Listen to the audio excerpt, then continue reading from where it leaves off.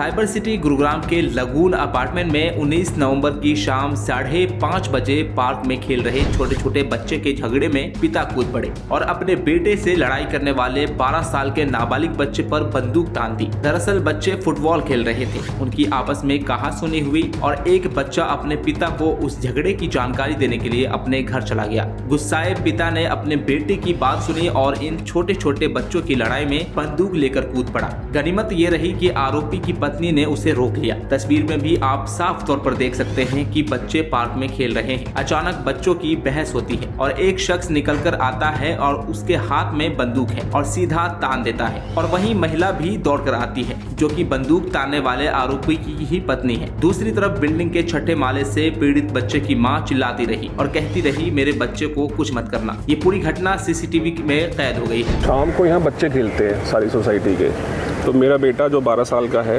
साथ में उसके 4-5 बच्चे और खेल रहे थे। उनमें से एक उसका सचदेवा का बेटा भी खेल रहा था, प्रतीक सचदेवा। तो प्रतीक सचदेवा के बेटा जो है उसके साथ कुछ हो गया होगा, खेलते वक्त बच्चों का हो जाता है, तो वो गुस्से में जाके अपने फादर को ले आया। ठीक है। उसके फादर उधर से निकले हैं पिस्टल पॉइंट आउट करते हुए मेरे बेटे की तरफ और बाकी बच्चों की तरफ। ठीक है। 3-4 बच्चे वो तो भाग गए, मेरा बेटा खड़ा रहा। ठीक है। और मेरे बेटे को बोलता है तुझे जान से मार दूंगा, माँ बहन की गालियाँ देने लग गया।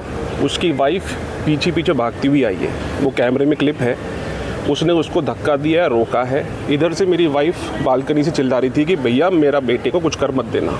ठीक है। छोटा सा झगड़ा, अगर उसकी वाइफ नहीं रोकती उस दिन, भगवान जाने वो क्या कर देता। या तो गोली मारता मेरे बेटे को या उसके हाथ पैर तोड़ता, कुछ भी करता। ये लोकेशन क्या, कहाँ रहते हैं ये लोग? ये एम्बियंस लगून है, एम्बियंस मॉल के पीछे लगून सोसाइटी। क्या कीमत है यहाँ फ्लैट्स की?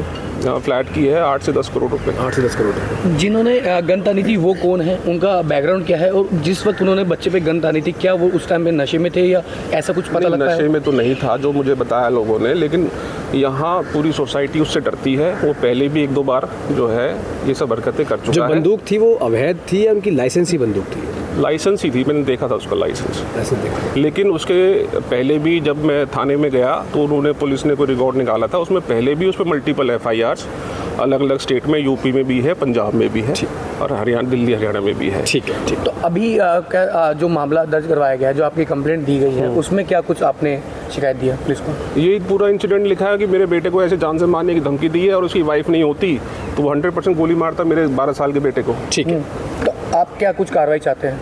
मैं तो चाहता हूँ उसको जेल हो, उसको बेल हो गई है उस दिन। ठीक। उसके बाद से मुझे धमकियाँ आ रही हैं, एक तरफ से धमकी भी दिलवा रहा है मेरे को, ऊपर से फैसले के लिए भी कि भाई कॉम्प्रोमाइज़ हो जाए दोनों तरफ। जब मैंने कॉम्प्रोमाइज़ के लिए मना कर दिया, ऊट पटांग कॉल आने लग रही है, मैं तो उठा भी नहीं रहा हूँ। दैनिक सवेरा के लिए गुरुग्राम से अनुज पांचाल की रिपोर्ट।